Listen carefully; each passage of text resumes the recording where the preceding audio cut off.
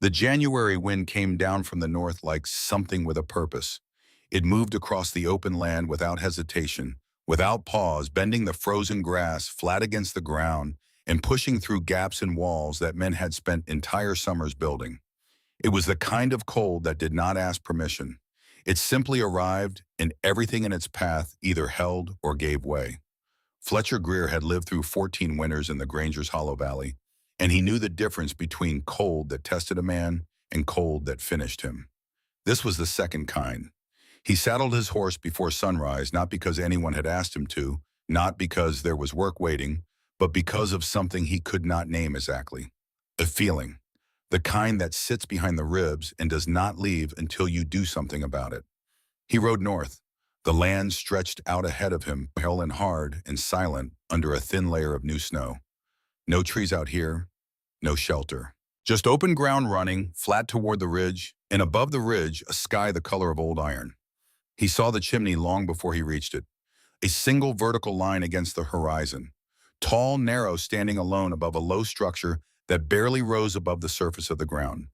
From a distance, it looked less like a building and more like something the earth had pushed through its surface, a marker, a sign that something existed beneath. Fletcher slowed his horse. He had ridden past this place a dozen times since August. Each time he had expected to find it empty. Each time something had changed. Something had been built. Something had been done that he hadn't anticipated. He stopped 20 yards out and looked. No smoke from the chimney, no movement, no sound. He sat in the saddle for a long moment, the cold pressing against his coat, the horse shifting its weight beneath him. Then he dismounted. He walked toward the structure slowly, his boots breaking through the thin crust of snow with each step.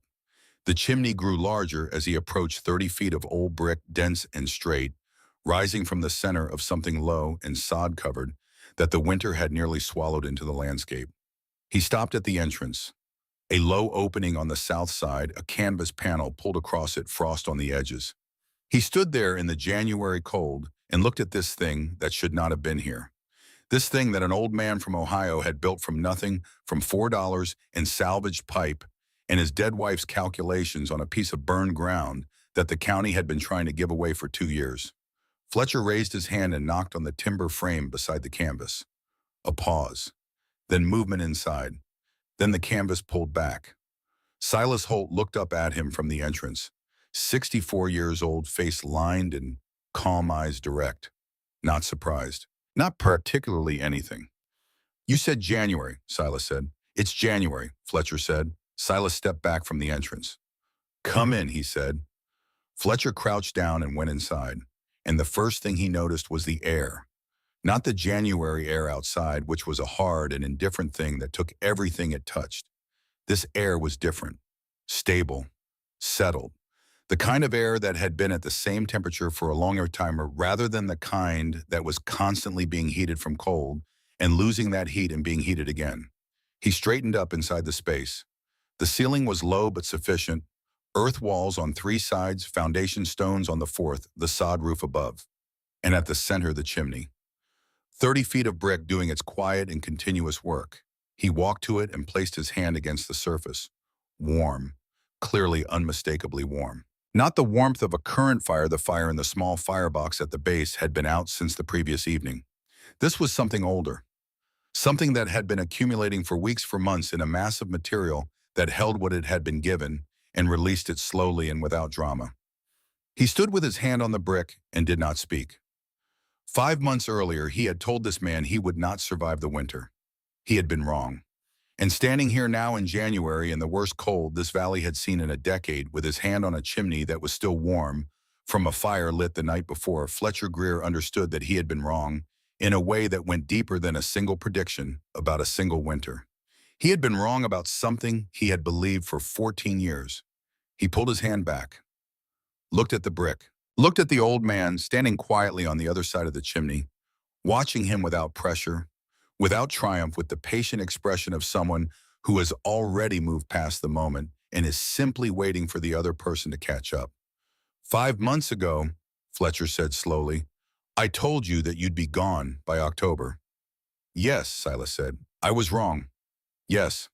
Fletcher looked around the shelter, at the earth walls, at the sod ceiling, at the wood stack in the corner. He looked at it, carefully counted without meaning to, and arrived at a number that made no sense against the severity of the winter they had just come through. Close to a quart and a half. In late January, after the worst storm in a decade. He turned back to Silas. "Tell me how," he said. And Silas looked at him for a moment, the same direct assessing look he had given Fletcher. On the first day, the look that measured what a man was ready to hear. And then he crossed to the south wall and picked up something from the shelf there. A worn leather journal, dark brown cover corners softened from years of handling. He brought it to Fletcher. "Start here," he said. "Start with her." Fletcher took the journal, and standing in that shelter in January with his hands still warm from touching the chimney, he began to understand what he had been looking at for 5 months without seeing. It had begun, as most important things do, much earlier than anyone watching would have known. 5 months earlier. August. Late in the season, early in the morning when the air still carried the last warmth of summer, and the winter that was coming had not yet announced itself to anyone who wasn't paying close attention. Fletcher Greer had been paying attention for 14 years. That was what he told himself. That was what the valley had taught him. But on a morning in late August, he had heard something that made him set down his coffee cup and look up from the table. The story was simple. A man had come into the land office on the main street of Granger's Hollow and paid $4 for the burned foundation north of the ridge. $4. Fletcher knew that piece of land. Everyone in the valley knew it. 2 summers ago, a fire had taken the house that stood on it, a fast fire, the kind that leaves nothing behind but ash and stone. The family that had owned it was gone before the smoke cleared. The county had been trying to get rid of the land ever since cutting the price lower each season, and still no one wanted it, because there was nothing there. A rectangle of scorched earth, some foundation stones, and a chimney. 30 feet of old brick, rising from nothing, standing in the middle of open ground, like the last piece of something that used to matter. Fletcher had assumed the buyer was either new to the territory or not entirely right in his thinking. Both possibilities seemed equally likely. He saddled his horse and rode north to see for himself. The man standing at the burned foundation was older than Fletcher expected. 60, maybe more. He stood with his back straight, his coat worn, but clean. His boots the kind that had covered serious distance over serious years. He was not looking at the landscape, not looking at the horizon the way newcomers always did, trying to take in the size of the place. He was looking at the chimney, more than looking. Both hands were pressed flat against the brick palms, open. Fingers spread the way a man reads something written in a language most people cannot see. Fletcher rode closer. The man did not turn around. "You the one who bought this?" Fletcher asked. The man lowered his hand slowly, turned. His face was the kind that had earned every line on it, deep-set eyes calm and direct, a jaw that suggested he had made up his mind about most things and did not revisit those decisions without good reason. He looked at Fletcher the way a man looks at weather, not with fear, not with welcome, just assessment. "I am," he said, "Silas Holt." He did not offer his hand right away. He said his name the way a man states a fact plainly without performance. Fletcher introduced himself, said how long he had been in the valley, said what most people said when they first saw this piece of land up close, that it was not much to look at. Silas turned back to the chimney. "Depends what you're looking at," he said. Fletcher watched him press both hands against the brick again. The sun was high and direct, and the stone had been absorbing heat since morning. Even Fletcher could feel the warmth radiating outward from 2 feet away. "What are you looking at?" Fletcher asked. Silas was quiet for a moment. His fingers moved slowly across the surface of the brick, reading something in the texture, the density, the way the material held beneath pressure. "Density," he said. "Porosity, the way heat moves through the mass." He paused. "This was built by someone who knew what they were doing. The mortar spacing is even. The brick is hard-fired, not soft. It's been standing through 2 winters since the fire, and there's no fracture, no spalling." Fletcher looked at the chimney. It looked like a chimney. "You're a mason," he said. "Was," Silas said. 40 years in Ohio." He stepped back from the chimney and looked at it from a distance now, the way an artist steps back from a canvas. Something in his expression was not pride, not satisfaction. It was closer to recognition, like finding something he had been looking for. "Most chimneys," Silas said slowly, People think of them one way, a passage, something that carries heat and smoke up and out. He looked at Fletcher. But a chimney this size built this well from brick, this dense, it's not just a passage, it's a vessel. Fletcher said nothing. He wasn't sure what that meant. He wasn't sure Silas expected him to understand. You planning to live here? Fletcher asked. Yes. Fletcher looked around. Open ground in every direction. No woodpile. No materials. Two children sitting quietly on a piece of foundation stone 20 feet away, a boy of maybe 12 and a girl younger than that, both watching the conversation with the patient stillness of children who had learned not to interrupt. He had no children of his own out here. That was not something he talked about the wife who had not followed him west, the particular silence that a man's house acquired when it became only his. The sight of children on this burned land struck him as either brave or foolish, and he had not yet decided which. Those yours? Fletcher asked, nodding toward them. My grandchildren, Emmett and Nora. Fletcher looked at the sky. August still, but the edge of the season was already present if you knew where to feel for it. The mornings had begun to carry something different. Not cold yet, but the memory of cold, the anticipation. You know what winters are like out here? Fletcher asked. I've heard. Hearing and knowing are not the same thing. Silas looked at him directly. No, he said. They're not. Fletcher crossed his arms. He was not a man who enjoyed giving warnings that wouldn't be taken. He had learned years ago that some people needed to experience the consequences of a decision before they believed the decision was wrong. But there were two children sitting on that foundation stone, and that changed the calculation. You'll need 10 cords of wood, Fletcher said. Minimum, if the winter turns bad, 12. You'll need walls. You'll need a roof. You'll need to be ready before the first week of November, or the ground freezes and your options disappear. Silas listened to all of it without interrupting. He stood with his hands at his sides, his eyes on Fletcher, giving the words full attention. When Fletcher finished, Silas was quiet for a moment. Then, in 14 years out here, have you ever seen brick freeze? Fletcher paused. The question landed sideways. He opened his mouth, then closed it again. What? He said. Brick, Silas said. Have you ever seen it freeze solid, crack from the cold, the way water does, the way ground does, the way wood does? Fletcher thought about it, actually thought about it. No, he said finally, but that doesn't... Thank you for the warning, Silas said. He turned back to the chimney. The conversation, as far as he was concerned, was finished. Fletcher sat on his horse for a moment longer, looking at the old man and the chimney and the two quiet children and the rectangle of scorched earth that someone had just paid $4 for. Then he turned and rode back toward the valley. He told himself the man would be gone by October. What Fletcher did not know and would not know for some time was that Silas Holt had been on that piece of land at 6 o'clock that same morning, before the land office opened, before the transaction, before the $4 changed hands. He had walked the 2 miles from town in the early light, carrying nothing but the worn leather journal that had not left his coat pocket in 14 months. He had stood at the edge of the scorched foundation and looked at it for a long time without moving. Then he had walked the perimeter, measured it in steps, examined the stone base, running his fingers along the edges where the original structure had sat. He had crouched down and picked up a piece of charred wood still buried in the soil, turned it over, set it back down. And then he had walked to the chimney and placed both hands against it. The brick was cool from the night, but not cold. Not the deep cold of something that had released everything. There was still something held inside, something the morning air had not yet reached. He had closed his eyes.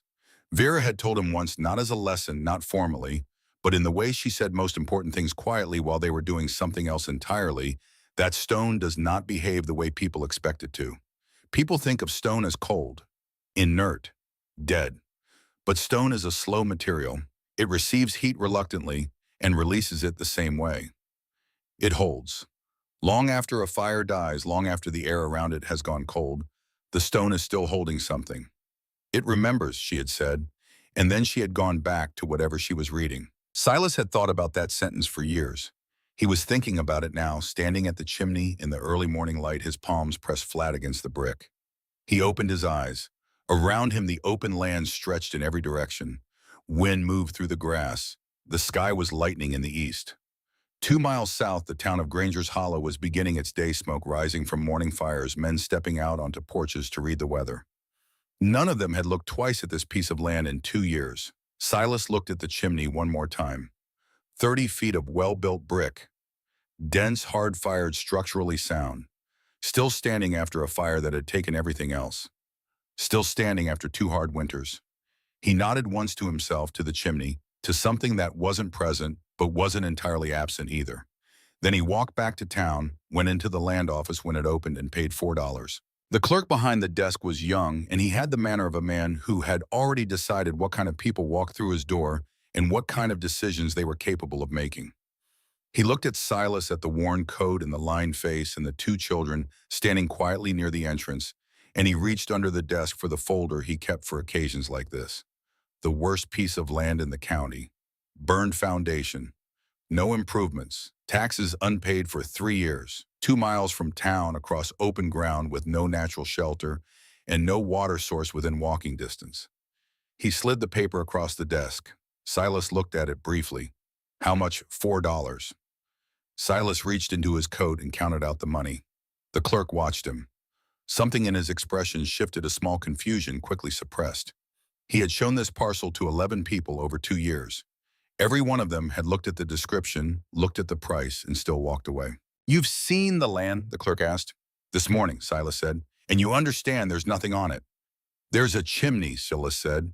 He signed the paper where indicated, picked up his copy of the deed, and walked toward the door. Emmett and Nora fell in behind him without being asked, the way children do when they have learned to trust a person's direction without needing to understand it. At the door, Silas paused. He did not turn around. He stood with his hand on the frame for a moment, looking out at the street. "It's a good chimney," he said. Then he stepped out into the morning. Vera Holt had died on a Tuesday in June of 1888, 14 months before Silas walked into that land office. She'd been sick for less than a season, which was in some ways worse than a long illness. There had not been time to adjust to the idea of it.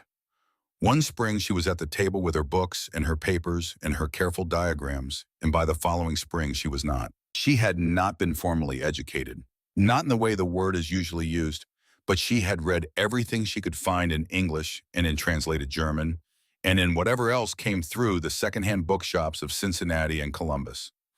She had a particular interest in thermodynamics, not the academic version, but the practical version. How heat moves, how materials absorb and release it, how a well-designed structure can hold warmth long after the source of that warmth is gone.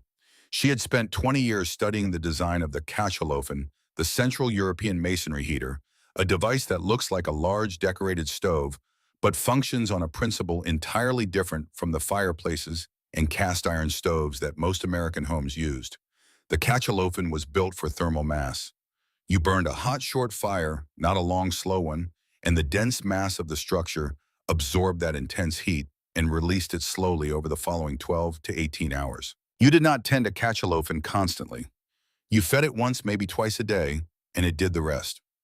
Vera had never been able to build one. They had never owned a home with the right kind of structure, never had the resources to do it from scratch, never found the right conditions.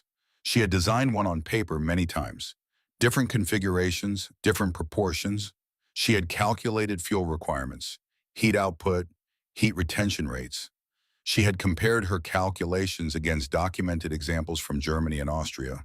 She believed it would work in Montana, in the deep cold of the Northern Territories, where conventional approaches to winter heating were expensive and exhausting and never quite adequate.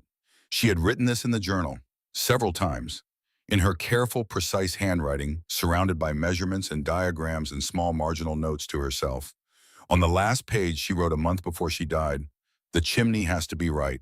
Not just standing right, dense brick, proper mass, good mortar built by someone who understood what they were building. If you find one, Silas, if you ever find one that was built properly and is still standing, build around it. Don't build the chimney first. Find the chimney first. Everything else follows." Silas had read that page more times than he could count. He had read it the morning after she died, sitting alone at the kitchen table in Ohio, with the journal open in front of him and the summer light coming through the window. He had read it 6 months later, when the house was sold and the decision had been made to go west. He had read it the night before he walked out to the burn foundation north of Granger's Hollow. And he had carried it with him into the land office and out again through the August heat and into the long work ahead, because it was not just a note in a journal. It was an instruction.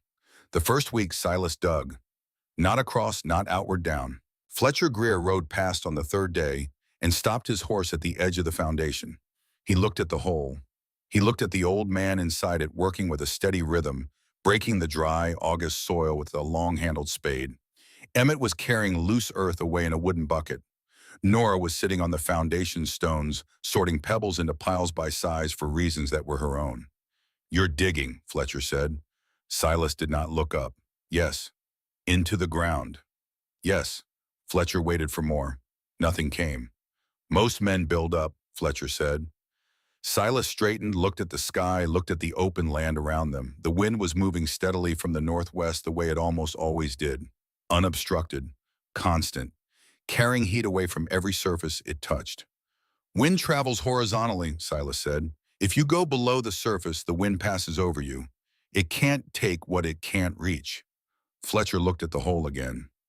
Maybe 2 feet deep. The foundation stones rising on 3 sides. "You're building underground." "I'm building with the ground," Silas said. There was a difference in that his tone implied, though he did not explain it further. Fletcher looked at the chimney, looked at the hole, looked at the two children going about their work. "You still need walls," he said. "You still need a roof. You still need wood." "I know what I need," Silas said. He went back to digging. Fletcher sat on his horse for a moment longer. Then he rode away. He was not angry. He was not dismissive. He was something else, something he could not name cleanly.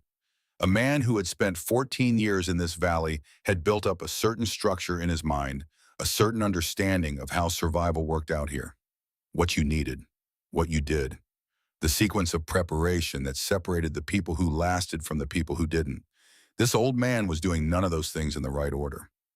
And yet, there was something about the way he worked, the rhythm of it, the absence of wasted motion, the way he looked at the chimney, not with hope, not with the fragile optimism of a newcomer, but with the specific attention of a man who knows exactly what he is looking at. Fletcher rode back toward the valley. He told himself it didn't matter. The old man had made his choice. But he knew somewhere behind his ribs, in that place where the feeling lived, that had gotten him out of bed before sunrise on a January morning, he knew he would be riding north again. He just didn't know yet what he would find when he got there. By the end of the first week of September, the excavation inside the foundation had reached 3 feet. The stone base of the original house now rose above the floor of the shelter like low walls. The wind still moved above it, but less of it reached the inside. Standing at the bottom of the space in the evening, Silas could feel the difference. Not warm, not protected, not yet, but stiller, quieter. A reduction in the constant movement of air that stole heat from every surface it touched. He stood there one evening, with his hands at his sides, listening. Emmett came and stood beside him. 12 years old, built like his father, had been solid and patient and not given to unnecessary words. He looked around at the earthen walls, at the foundation stones, at the chimney rising from the center of the space. "Is this going to work?" he asked. Silas looked at the chimney, at the brick, at the way the last light of the evening caught the surface and held there for a moment before the shadow took it. "Your grandmother thought so," he said. Emmett considered that. Then, "Did she ever build one?" "No." "Then how do you know she was right?" Silas was quiet for a long moment. The wind moved over the top of the excavation. Below it, the air was still. "Because she was right about everything else," he said. Emmett nodded slowly. That was enough. He picked up his bucket and went back to work. And Silas stayed where he was, standing at the bottom of the space he was building, one hand resting lightly on the brick of the chimney, feeling the last warmth of the day held inside the stone. The Montana sky above him was deepening into purple, then into black. The first stars appeared. The temperature was already falling. Somewhere in the valley, fires were being lit. Wood was being burned. Heat was rising and escaping and disappearing into the cold air above. Silas stayed until the dark was complete. Then he looked down at his hands. The hands of a man who had spent 40 years building things from stone. The hands of a man who had learned most of what he knew from a woman who had never laid a single brick, but understood better than anyone he had ever met how heat moved through the world and what it meant to hold it. He turned and climbed out of the excavation. There was work still to do, and the season was not waiting. The second week of September arrived without ceremony. No single morning announced the change. It came in accumulations. The frost that had been touching the grass tips at dawn now stayed until mid-morning. The light that had come early and stayed late began pulling back at both ends as if the sky were drawing in its edges. The wind that had been steady became something more deliberate, not stronger, but more purposeful, like a thing that had decided to stop being casual about its work. The men in Granger's Hollow felt it and responded the way they always did. Axes rose and fell from before sunrise. The sound of splitting wood carried across the valley in the early morning air, clean and rhythmic, a kind of seasonal percussion that meant the same thing every year. Stack it high, stack it dry, cover it before the snow. Count the cords and count them again, because the number that felt like enough in September would feel like very little by February. 10 cords was the floor, 12 was reasonable. 15 meant you could sleep through a blizzard without waking up to feed the fire. Every man in that valley understood this. It was not wisdom, it was simple arithmetic learned the hard way by the people who had come before them and passed down without ceremony to everyone who followed. And 2 miles north of the valley, on a piece of burned ground that no one had wanted for 2 years, Silas Holt kept digging. Fletcher Greer rode past on a Tuesday morning and slowed his horse without planning to. The excavation was deeper now. From the saddle, he could see that the ground inside the old foundation sat nearly 3 feet below the surrounding land. The stone base of the original house rose above it like the beginning of walls chest height on a man standing inside, maybe more. The space had taken on a different quality from a distance. It no longer looked like a hole. It looked like the beginning of something with intention. Silas was inside working near the chimney base. Emmett was hauling loose soil in a wooden bucket, walking it to the edge of the foundation and depositing it in a growing mound to the north side. Nora was doing something with stones near the far wall, sorting, stacking, placing them in a way that seemed purposeful even from a distance. Fletcher dismounted. He had told himself he was just passing. He had told himself the same thing the last 3 times. He walked to the edge of the excavation and looked down. Silas looked up briefly, then went back to clearing loose soil from the chimney base with a short-handled tool. "Deeper," Fletcher said. "Yes. 4 feet now. Close to it, 3.5 on the south side." Fletcher looked around the perimeter of the space. The wind was moving steadily overhead. He noticed something he hadn't paid attention to before standing at the edge. The wind was present, familiar, constant. But when he crouched down slightly, brought himself closer to the level of the excavated floor, something changed. The wind was still there above him, but its effect on the air in the lower space was reduced. Noticeably. He crouched all the way down, arms on his knees, and felt it more clearly. Still. Not warm, not protected, but genuinely stiller than the open ground around it. He stood back up. "The wind," he said. Silas glanced at him. "Yes. It doesn't reach the bottom. Not if you go deep enough. Wind travels along the surface. It follows the path of least resistance. If you drop below that path, it passes over you." He straightened, looked at the open sky above the excavation. The ground itself becomes the windbreak. You don't have to build walls against the wind if you put yourself below it. Fletcher looked at the space for a long moment. He had 14 years in this valley. He had built a solid house with thick walls and a good roof and a fireplace that consumed wood like it was trying to make up for lost time. He had never once thought about going down instead of up. He wasn't ready to say it out loud yet, but something in the back of his mind had shifted. "You still need a roof," he said. "I know. And wood. You need wood whatever else you're doing." Silas nodded. 2 cords. Fletcher stopped. 2. "Yes. 2 cords won't last a month." Silas set down his tool and looked at Fletcher directly. "Not if you burn it the way everyone else does." Fletcher opened his mouth, closed it. This was the second time the old man had said something that landed sideways that didn't fit the frame of what Fletcher understood to be true about winter and heat and survival. The first time he had ridden away. This time he stayed. "Then how do you burn it?" he asked. Silas walked to the chimney and placed one hand against the brick. "Come down here," he said. Fletcher hesitated. Then he climbed down into the excavation. Standing at the base of the chimney, looking up at it from below, Fletcher saw it differently. From the ground level, from horseback, from any normal vantage point, the chimney was simply a chimney. Tall, functional, unremarkable, except for the fact that it was still standing. But from inside the excavation, surrounded by the earthen walls, in the rising stone foundation, with the sky reduced to a rectangle overhead, and the wind passing above, rather than through the chimney, was something else entirely. It was the center of something, the fixed point around which the rest of the structure made sense. Silas tapped the brick with his knuckles. A dense, low sound, not hollow, not thin. "Feel this," he said. Fletcher placed his hand against the brick. It had been a cool morning and the sun was still low. But there was something in the brick that the air around it did not have. A residual quality. Not warmth exactly, not yet, but the memory of warmth, the suggestion of it. "It held last night's heat," Silas said. "It'll hold tonight's. Once it's connected to a proper fire burning hot and fast, it'll absorb that heat through the full mass of the brick and release it slowly for 12, 14 hours after the fire goes out." Fletcher withdrew his hand. "You're talking about a masonry heater." Silas looked at him with mild surprise. "You've heard of them?" "I saw something like it once.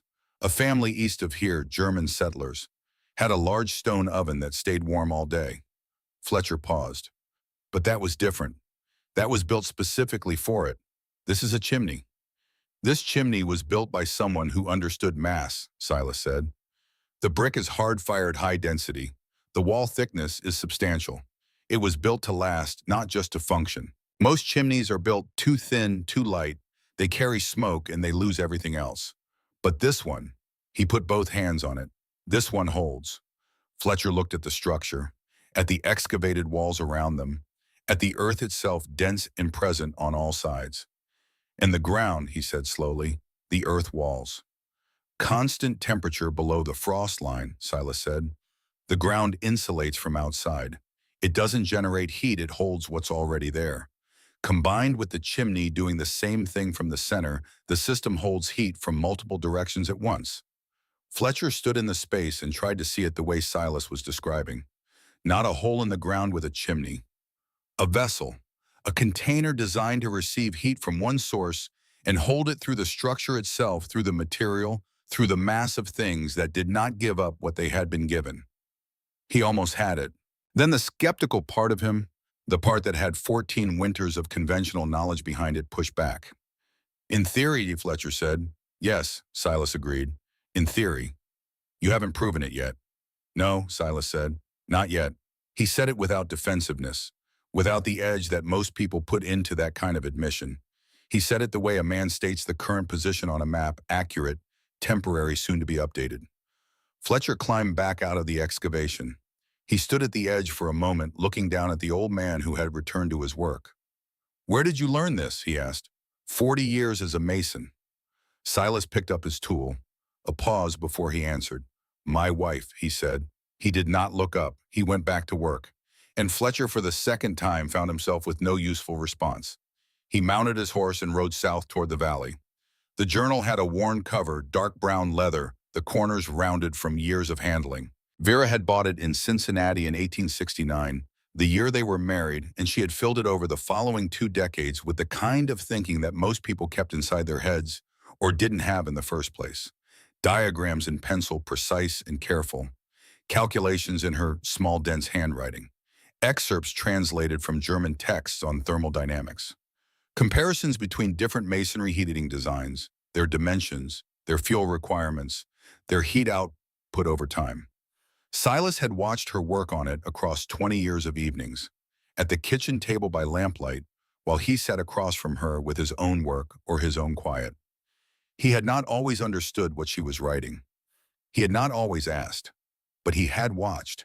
And slowly over those years, he had absorbed something he could not have named at the time, a way of thinking about materials, about how things behaved when you applied energy to them, about the difference between a system that consumed and a system that stored.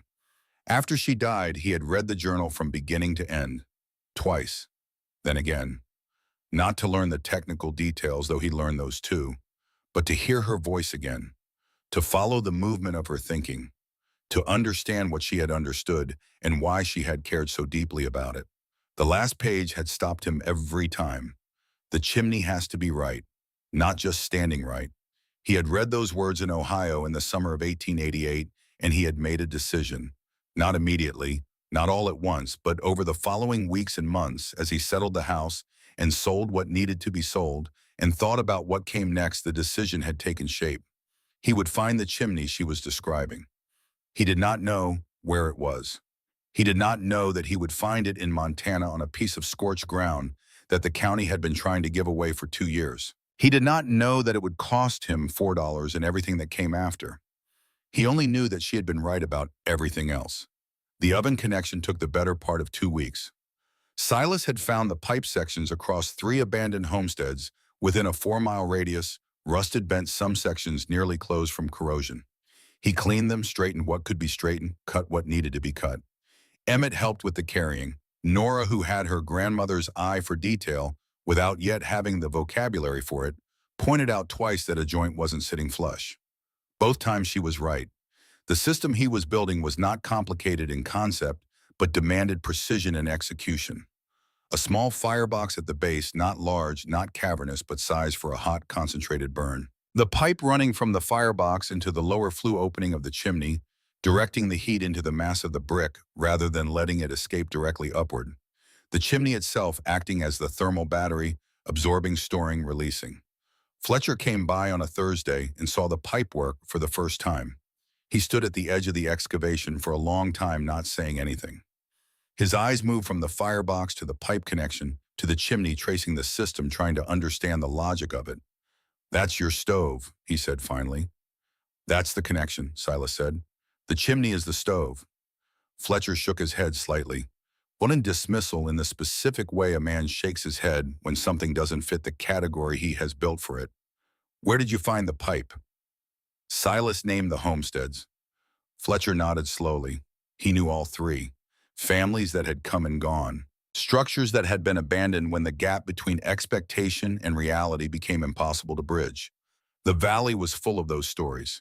They were the reason Fletcher had developed his rules about preparation: 10 cords, minimum, solid walls, real roof, because he had watched too many people arrive with too little and leave with less. "You're gambling," Fletcher said. "Yes," Silas said. It was the same answer the old man always gave. No hedging, no qualification. "Yes," and then back to work. "If it doesn't hold," Fletcher said, "if the system doesn't work the way you're expecting, you'll know in the first hard freeze. And by then you won't have time to fix it." Silas looked at him. "I know. And you're still—" "I've spent 40 years building things from stone," Silas said quietly. "I've built fireplaces and foundations and load-bearing walls and chimneys in every condition this country offers. I know what brick does and doesn't do." He looked at the chimney. "And my wife spent 20 years calculating exactly how to make it do what most people don't know it can. So yes, I'm gambling. But I know what I'm betting on." Fletcher had no answer for that. He looked at the pipe connection, at the firebox, at the chimney rising above it all, solid and dense and unchanged by anything that had happened around it. He thought about the German settlers east of the valley, the stone oven that stayed warm all day. He had always thought of that as an anomaly, a curiosity, something particular to the people who built it, to their culture, to some old-world knowledge that didn't translate to this landscape. But standing here looking at what this old Ohio mason was building in the ground with salvaged pipe and 40 years of skill and his dead wife's calculations, he was beginning to think that maybe the anomaly was not the stone oven. Maybe the anomaly was the assumption that you had to burn wood constantly to stay warm. He didn't say any of this out loud. He mounted his horse and rode away. But he rode slower than usual. The roof came together in October. Silas had found the timber he needed not by conventional means, but by the method he had described to Fletcher weeks earlier, looking where no one else was looking. 3 abandoned structures within reasonable distance, their timber still sound beneath the weathered surfaces. He did not take indiscriminately. He took what the structures could spare, without collapsing what was already loose, what had already given up its original purpose. Emmett proved himself on those days. 12 years old and already understanding leverage and load and the specific patience required to move heavy things without rushing. He did not complain. He asked questions when he didn't understand something and stayed quiet when he did. Silas taught him without formal instruction The way Vera had taught Silas through proximity, through shared work, through the slow accumulation of understanding that comes from doing something correctly beside someone who has done it for a long time. Nora carried what she could and watched everything else. The roof was simple, not impressive. It was not meant to be impressive. It was meant to do one thing, which was to keep the weather from reaching the interior, while adding as little thermal burden as possible. Salvaged beams across the span of the foundation, layered with smaller branches, then sod cut from the surrounding ground in thick sections, grass still rooted in place. From a distance, standing 50 yards away and looking north, it was almost invisible. The structure sat low in the landscape, the sod roof continuous with the surrounding ground at a slight angle, the chimney rising from the center as the only vertical element. It looked less like a building than like a feature of the terrain, a slight rise, a small hill, something the land had produced rather than something placed upon it. Fletcher saw it from the road on the day Silas finished the final section of roof. He stopped his horse and looked for a long time. Then he rode closer. Up close, he could see the construction, clearly the timber framing beneath the sod, the careful layering, the way the edges of the roof met the excavated walls. He walked the perimeter slowly. He looked at the entrance, a low opening on the south side angled to reduce wind entry with a heavy canvas panel that could be pulled across it. He crouched down and looked inside. The interior was dim. Earth walls on 3 sides, foundation stones on the 4th. The chimney at the center. Minimal furnishings, 2 low sleeping platforms built against the walls, a work surface storage along the south wall. Everything close together. Everything within the radius of the chimney's influence. Small, very small, but contained, controlled. Fletcher straightened up and looked at the sod roof above the entrance. "It's warm already," he said, not a question. Silas was behind him. "The ground holds ambient temperature. It's not warm yet, but it won't be as cold as open air either." "How much difference?" "Enough to matter. 10 degrees, maybe more. Against a Montana winter, 10 degrees is significant." Fletcher looked at the chimney again. "And when you light it?" "When I light it correctly, hot fire, short burn, full mass absorption, the chimney will hold that heat and release it for most of the following day." "You haven't tested it yet." "Tonight," Silas said. Fletcher looked at the sky. October now, and the temperature had dropped steadily through the past week. Tonight would be the first real test of cold. Not the worst the winter would bring, not by a long way, but cold enough to make the difference between a system that worked and one that didn't visible. "I'll ride by tomorrow," Fletcher said. Silas nodded. Fletcher mounted his horse. He paused before turning south. "The children," he said. "If it's not enough, it will be enough," Silas said. The certainty in his voice was not the certainty of a man performing confidence. It was the quieter, more settled certainty of a man who has done the calculations, checked the work, and accepted what comes next. Fletcher rode away. That night, the temperature dropped to 15 degrees below freezing. Silas lit the fire at 7 in the evening. Not large, not the instinctive response to cold, which is to build the biggest fire the space can hold and feed it constantly through the night.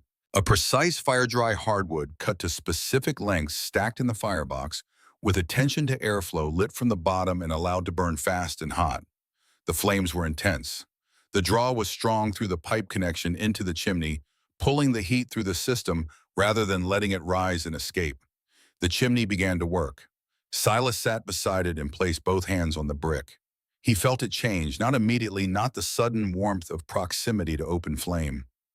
Slowly, the way stone changes, the way a thing with genuine mass receives energy reluctantly, at first, then steadily, then with a kind of commitment. Emmett was on his sleeping platform watching. Nora was asleep already, the small form of her curled under 2 blankets, breathing steadily. The fire burned for 90 minutes.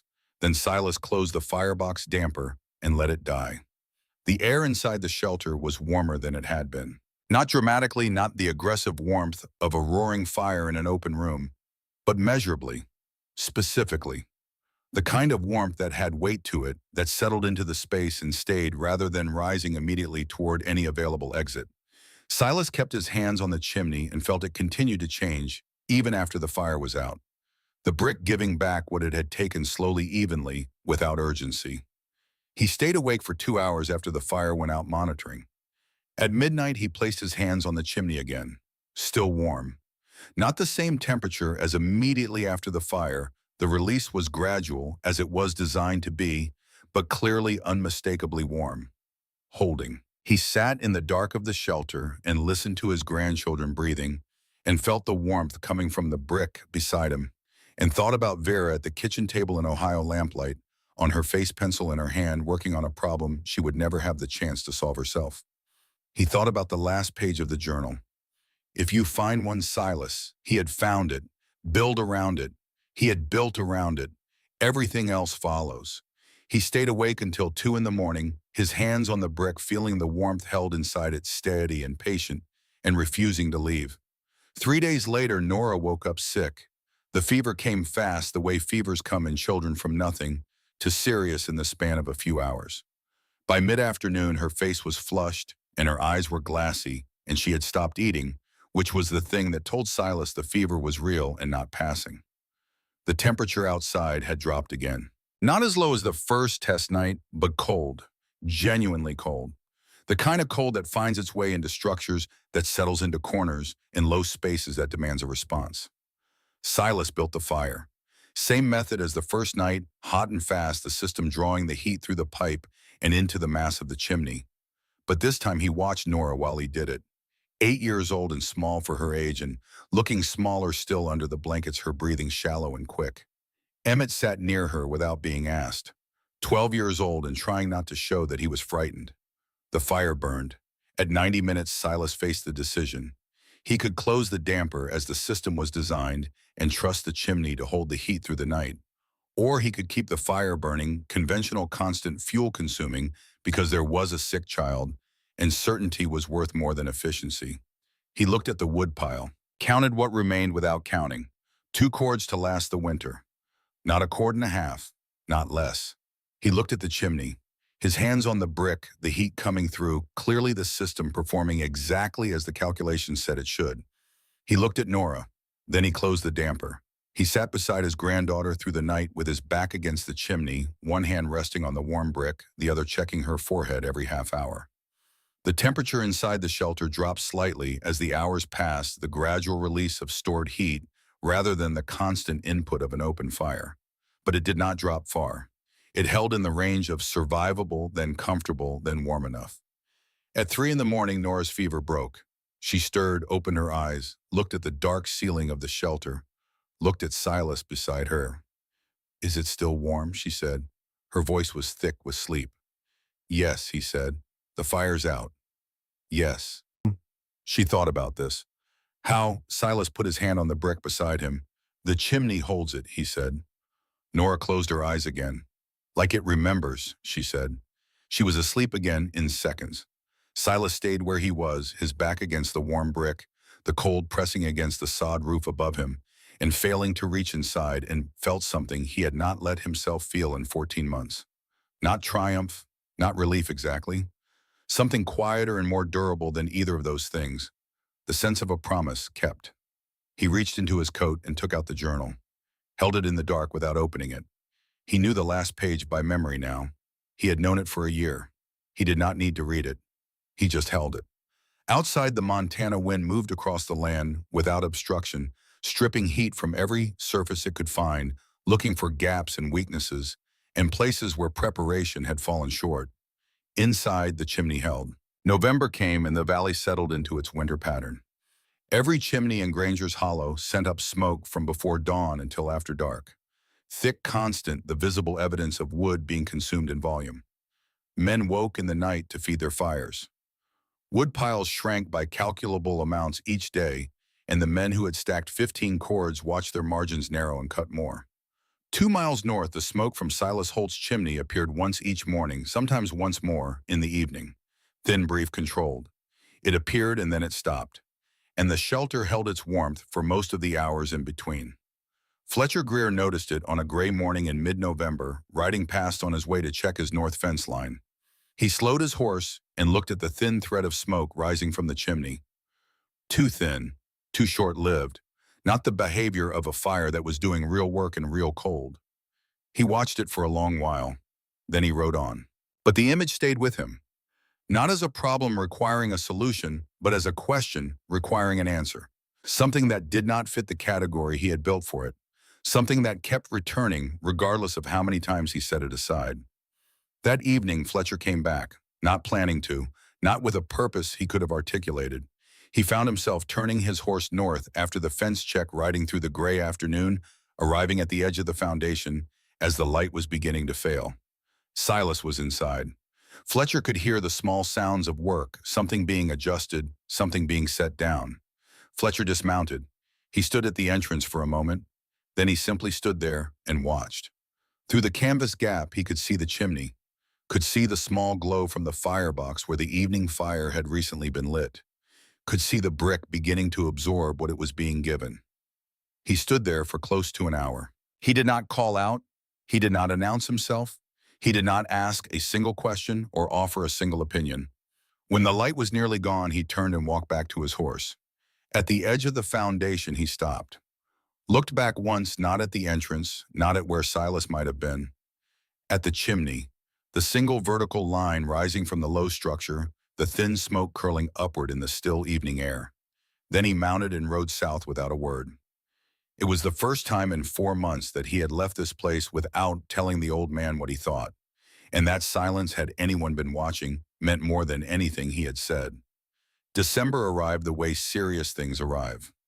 Not with announcement, not with a single dramatic moment that told you the line had been crossed. It arrived in the accumulation of small certainties, a morning when the ice on the water bucket was thicker than the day before, an afternoon when the light failed an hour earlier than expected, a night when the wind shifted direction and did not shift back. The valley responded the way it always did, quietly, efficiently, without complaint. This was the contract everyone in Granger's Hollow had signed. When they chose to stay, that winter would come, that it would be serious, and that the measure of a man was not whether he suffered, but how much he had prepared to reduce that suffering. Fletcher Greer had prepared well. He had prepared the way he always prepared, thoroughly, systematically, with the confidence of 14 years of experience behind each decision. And still, by the second week of December, his house was cold in the mornings in a way it had not been in previous years. The wood was the problem. He knew it, and he had no good solution for it. Snow had come 3 weeks earlier than the long average, and despite his covered stacks, the moisture had found its way in through gaps he had not anticipated. Wet wood burned poorly. It smoked. It consumed itself without generating the sustained heat that dry wood produced. He was burning through his supply faster than his calculations allowed for, and February was still 8 weeks away. He cut more. He split smaller sections that would dry faster near the fire. He adjusted his routine, feeding the fire before bed, waking twice in the night, to tend it rising before dawn, to rebuild it from coals that had gone too low. He was working harder than he had in any previous winter, and he was less warm than he wanted to admit. The storm came on a Thursday. No one in the valley had seen a storm like it in a decade. It came from the northwest in the middle of the afternoon, moving faster than weather usually moved, and by evening the visibility had dropped to 30 feet and the temperature had fallen to 20 below zero, and the wind was a constant force rather than a variable one. It stayed for 4 days. Inside his house, Fletcher burned wood at a rate that frightened him. Not because he was being careless, because the cold was making demands that could not be refused. Every hour the fire was not at full output, the temperature inside dropped measurably. The walls, solid as they were, could not hold against this kind of sustained assault.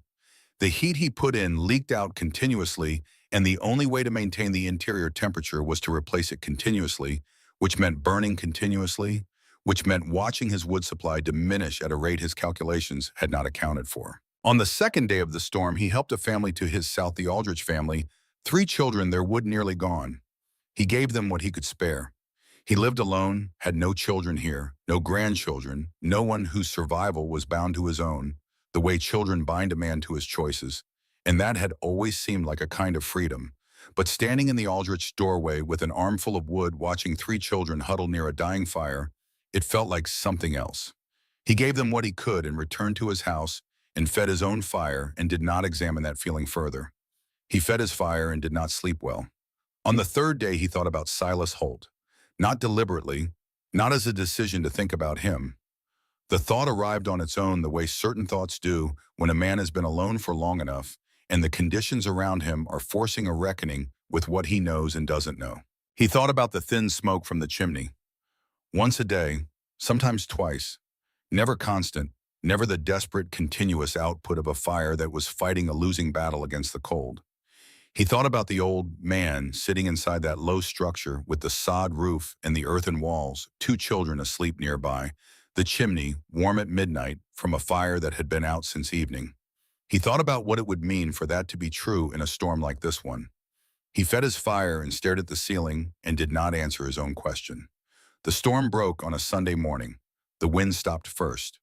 Then the sky cleared from the west, moving east in a line of pale blue that replaced the gray in stages. The temperature was still severe, 20 below at dawn, climbing slowly, but the stillness after 4 days of wind was itself a kind of relief. Fletcher was outside before full light and assessing his wood supply, calculating what remained against what winter still required. The numbers were not good. He stood in the cold and looked at his stacks and felt something he had not felt in 14 years in this valley. Not panic, he was not a man who panicked, but a specific kind of exposure. The feeling of having done everything correctly and still finding that correctly was not quite enough. He stood there for a while. Then he went inside, saddled his horse, and rode north. The shelter was there the way it always was, low, quiet, almost invisible against the snow-covered ground. The chimney rose from the center, and from it came a thread of smoke, thin and controlled, curling upward in the still morning air and dispersing quickly. Once, a single fire burning now in the early morning after 4 days of the worst storm in a decade. Fletcher stopped his horse 20 yards out and watched the smoke for a moment. Then he dismounted. He walked to the entrance, the low opening on the south side, and stopped. He had ridden past this place a dozen times. He had watched from a distance, from horse's back, from the safe remove of a man who had not yet committed to being wrong about something. He had watched from the entrance once in the evening, in November, and ridden away without speaking. This time he did not hesitate. He crouched down and went in. The interior was dim lit by the small fire burning in the firebox and by the thin winter light coming through a narrow gap near the roof line on the south side. He could see the earth walls, the foundation stones, the low sleeping platforms along the sides. He could see Emmett sitting near the fire with a book open on his knee, and Nora still asleep on her platform, one arm hanging over the edge. He could see Silas standing at the far side of the chimney, his back to the entrance, both hands on the brick. Fletcher stepped inside. The first thing he noticed was the air. Not warm, not the aggressive warmth of a well-fed fire in an enclosed room, but not cold. The air had a quality that was difficult to name, precisely stable perhaps. Settled. The kind of air that had been at the same temperature for a long time, rather than the kind that was constantly being heated from cold and losing that heat and being heated again. He straightened up inside the space. The ceiling was low but sufficient. The earth walls on all sides created an enclosure that felt different from anything he had been inside before. Not claustrophobic, contained. Like the difference between being surrounded by walls built to keep something out and being held by something that had simply decided to stay. Emmett looked up from his book. He did not seem surprised to see Fletcher. He nodded with the specific composure of a boy who had learned it from an old man. Silas turned from the chimney. He looked at Fletcher for a moment, said nothing. Fletcher looked around the space. At the small wood stack in the corner, he could see it clearly from here. He looked at it and counted without meaning to. The quantity was something that should not have been possible. It was late December. 4 days of the worst storm in a decade had just ended. And the stack in the corner represented, he looked again, more carefully, close to 1.25. He looked at Silas. "You should have run out weeks ago," he said. "I would have," Silas said, "if I burned it the way everyone else does." Fletcher crossed the space and stood in front of the chimney. He looked at it, the full height of it, from the firebox connection at the base to where it disappeared through the sod roof above. 30 feet of brick. Dense, old, well-built. He placed his hand against it. The fire in the firebox was small and recent. He could hear, it could feel its immediate warmth on his left side where he stood close to it. But the brick beneath his hand was not the warmth of a current fire. It was something different, something older, something that had been accumulating for days, for weeks, in a mass of material that had been absorbing and holding and releasing in a slow, patient cycle that had nothing to do with urgency. He moved his hand to a section of chimney higher up above the firebox level. Same temperature. He moved it to the far side. Same. He walked around the chimney, slowly placing his hand at different points, feeling the consistency of it. The whole mass was warm, not intensely, not the scorching warmth of a fire's immediate environment, but warm in the way that things are warm when they have been warm for a long time, thoroughly, evenly, without qualification. He stood still with both hands on the brick for a moment. "It's been like this," he said. Not a question. "Since the first week of November," Silas said. Once the mass was fully charged, fully saturated with stored heat, it became self-sustaining at this level. Each fire adds to it. Between fires, it releases slowly. The rate of release is low enough that one fire per day maintains the equilibrium. Fletcher looked at the earth walls and the ground.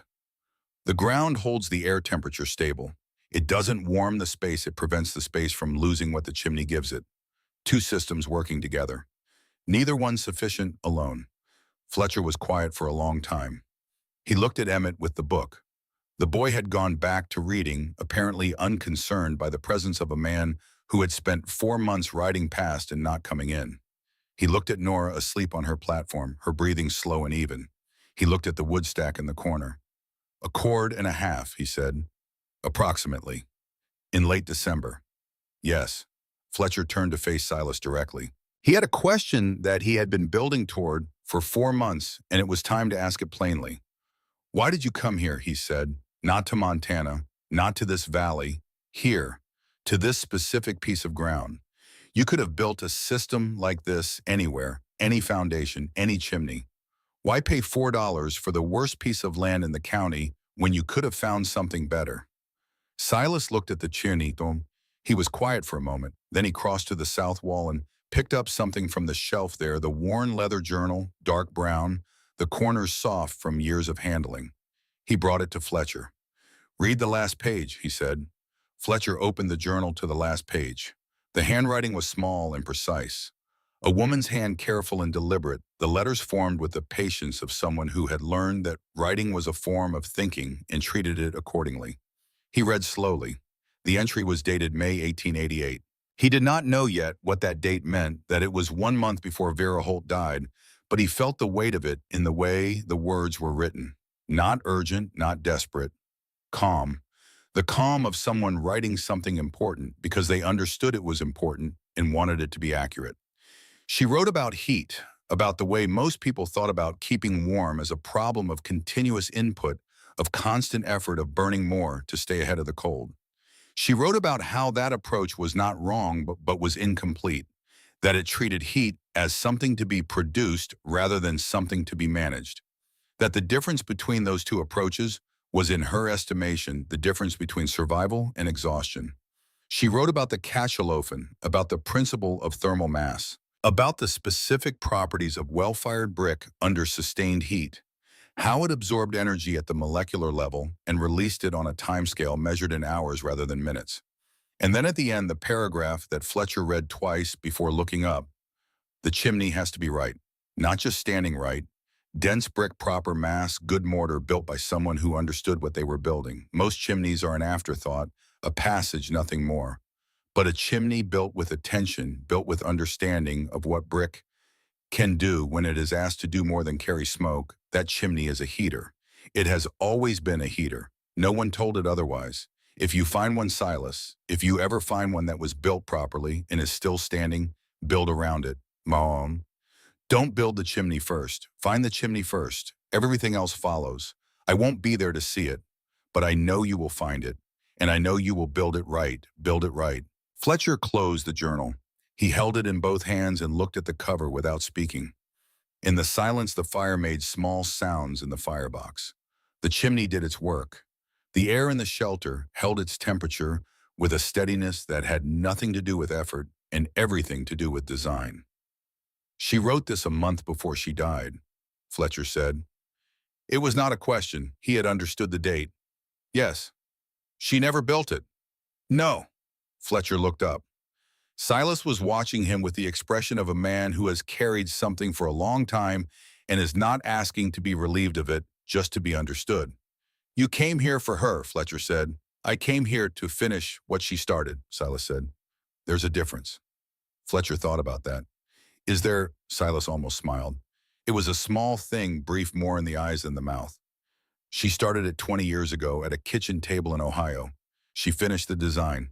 She proved the math. She identified every variable and accounted for it. He looked at the chimney. All I did was find the chimney and pick up the tools. Fletcher held the journal a moment longer. Then he turned and set it carefully back on the shelf where Silas had taken it from. He turned back to face the room. Something had shifted in him. He could feel it not as emotion exactly, not as a dramatic internal event, but as the specific sensation of a structure adjusting. A wall that had been in a certain position for 14 years moving slightly. Not collapsing, just relocating, making room. "I owe you an apology," Fletcher said. Silas shook his head. "You owe me nothing. You told me what you knew. That was the right thing to do. I told you that you'd fail. You told me what experience had taught you. What experience had taught you was correct for the approach everyone else uses." He looked at Fletcher steadily. "You were not wrong about the problem. You were wrong about the solution." Fletcher considered this. It was a more generous framing than he deserved, and he suspected Silas knew that. "The brick," Fletcher said. "You're not heating the air. I'm heating the brick, and the brick heats the air. Slowly, over hours, without waste." Fletcher nodded. He understood it now, not just intellectually, not just as a concept, but in the way that understanding settles when it has been arrived at through experience rather than instruction. He had felt the air in this shelter. He had touched the chimney and felt what it held. He had stood in the contrast between this place and his own house, the cold mornings, the constant tending the wood supply that should have been sufficient and wasn't. He understood because he could feel the difference. "How much wood do you need to get through to spring?" he asked. "What I have is sufficient," Silas said, "with margin." Fletcher looked at the stack in the corner. A cord and a half. February and March still ahead. He ran the math quickly, and it worked with the system performing. As it had been performing, a cord and a half was not just sufficient. It was comfortable. He had started the winter with 15 cords. He didn't say that out loud. Fletcher came back 3 days later. He brought his own notebook, not a fine leather journal like Vera's, just a working notebook, the kind a practical man carries for measurements and calculations and things he does not want to have to remember twice. He came in the morning before the day's work began, and he sat across from Silas in the shelter with the notebook open on his knee and asked questions. Not skeptical questions, not the questions of a man looking for holes in an argument. The questions of a man who had accepted that he needed to learn something and was going about it with the same practicality he brought to everything else. Silas answered each one directly. Dimensions of the firebox, duration and intensity of the optimal burn, thermal mass calculations for a chimney of this size, the relationship between excavation depth and wind reduction, the specific properties of sod as an insulating material, the role of the earth walls in stabilizing ambient temperature. He explained it the way a teacher explains something, not simplified, not talked down to, but clearly in sequence with attention to the logic that connected each element to the next. Fletcher wrote it all down in his neat, practical hand. Emmett watched from across the room. Nora, who had recovered fully from her October fever and had since developed the habit of appearing whenever something interesting was happening, sat near the entrance and listened with the specific attention of a child who does not yet know what she is learning, but recognizes that it matters. She had a small notebook of her own, Fletcher noticed. The same small, careful handwriting as she worked the same attention to the page. He did not yet know whose handwriting it resembled, but it would have been recognizable to anyone who had held Vera's journal. At the end of the morning, Fletcher closed his notebook and looked at what he had written. "I could build this," he said. "Yes," Silas said. "Not this winter, but next." "Before next winter," Silas said. "Murray is the time to build. The ground is workable. The chimney can cure properly before the cold arrives." He paused. "If you have a chimney worth building around." Fletcher thought about his house. Solid walls, good roof, a fireplace that consumed wood like appetite had no limit. The chimney was conventional, built to carry smoke, nothing more. Not the right density, not the right mass. "I'd need a different chimney," he said. "You'd need to rebuild the core," Silas said, "or find a better foundation." Fletcher looked at him. "You know what's available in this valley?" "I've ridden most of it. The Harmon place 2 miles east. Empty 3 years, the chimney is still standing." Silas nodded slowly. I looked at it in August. The brick is softer than this second generation fired not first, but the mass is adequate if you build correctly around it. Fletcher stared at him. You looked at it in August. I looked at several. This was the best. Fletcher sat with that for a moment. The image of an old man in August, newly arrived in the valley, systematically evaluating the abandoned chimneys of failed homesteads. Not looking for land, looking for the right chimney. Knowing exactly what he needed and looking for it before he did anything else. He thought about Vera Holt at a kitchen table in Ohio. Find the chimney first, everything else follows. He shook his head slightly, not in dismissal, but in the specific way a man shakes his head when something is too precise to be dismissed. She really calculated all of this, Fletcher said. Every variable, Silas said, twice. January settled into the valley like something that intended to stay. The temperature in the second week dropped to levels that made the December storms seem like preparation rather than event. 25 below at night, never climbing above 10 below during the day. A dry cold, which in some ways was worse than wet cold, it penetrated differently, found different gaps, made different demands. The valley's wood supplies were in varying states of adequacy. The families who had prepared most carefully were managing. Those who had prepared conventionally but not exceptionally were stretching. Two families were in genuine difficulty, and the community had organized the kind of informal redistribution that frontier life required, those with more giving to those with less, with the understanding that the debt would be repaid in kind when the opportunity arose. Fletcher was giving more than he had expected to spare. His own supply was lower than his calculations had projected, and his house was colder than his standards allowed. He was managing, he would get through. But the margin was thin and the effort was constant, and by the second week of January, he had slept no more than 4 consecutive hours on any single night since the cold wave began. He was tired in a way that had nothing to do with physical exertion. He was tired from the effort of maintaining something that was not efficient, from the constant tending of a system that could not hold what he put into it, from waking in the dark to a cold house and rebuilding a fire that should not have needed rebuilding. On a Thursday morning in the dark before dawn, he sat beside his rebuilt fire and looked at the flames and thought about the shelter 2 miles north. He thought about Silas asleep beside a chimney that was still warm from the previous evening's fire. He thought about what that would feel like. To wake in the dark and put your hand on something that was still holding what you had given it hours ago. To not have to rebuild from nothing because nothing had been lost. He got up, put on his coat, and went outside to look at the sky. Clear, cold, stars sharp and close the way they are only in genuine deep cold. He stood in the dark for a while. Then he went back inside, sat down at his table, and opened his notebook to the pages he had written in Silas's shelter 3 weeks earlier. He read them slowly. He read them again. Then he made a list of what he would need for the following summer. Materials, dimensions, labor. He calculated against what he had and what he could reasonably acquire before the building season began in May. It was a long list. It would be significant work. He wrote it all down without stopping. The cold broke in the third week of January, as cold of that depth always eventually breaks not to warmth, but to something less severe. The temperature climbed back above 0, then above 10, and the valley exhaled. Men emerged from their houses and assessed the damage. Not dramatic damage, no catastrophes, no losses that couldn't be recovered from, but evidence of a winter that had asked more than usual. Wood piles reduced to their final reserves. Structures that had revealed small failures under sustained stress. Faces that showed the specific exhaustion of people who had been working hard at something for a long time. Fletcher rode north. He did not plan what he was going to say. He had been past this shelter enough times to know that planned conversations with Silas Holt tended to become something different in the execution. He dismounted at the entrance and went in.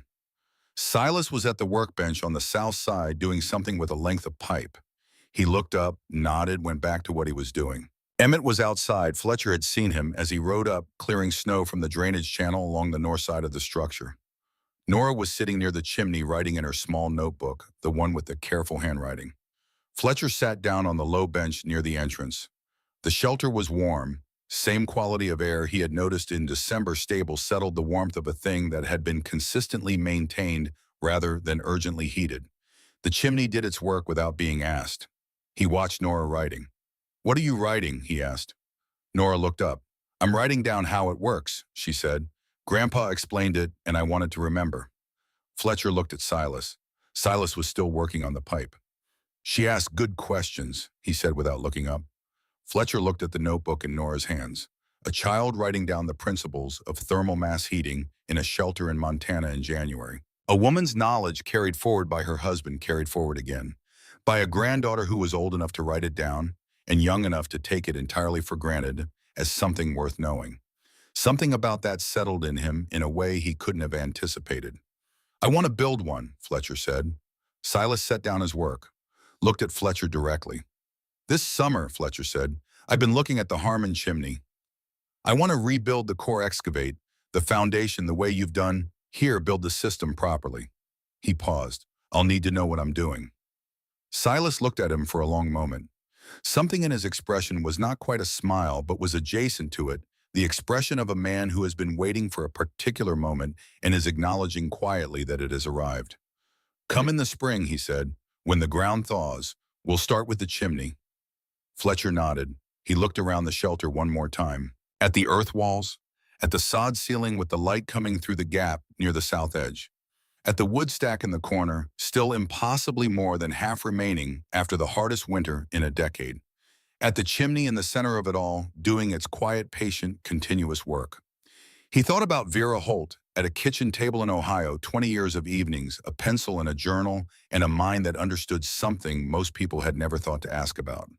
He thought about Silas riding into Granger's Hollow in August with $4 and a dead woman's notebook and 40 years of skill and the specific intention of building something that had never been built, not because no one knew how, but because no one had looked at a chimney and understood what it was actually for.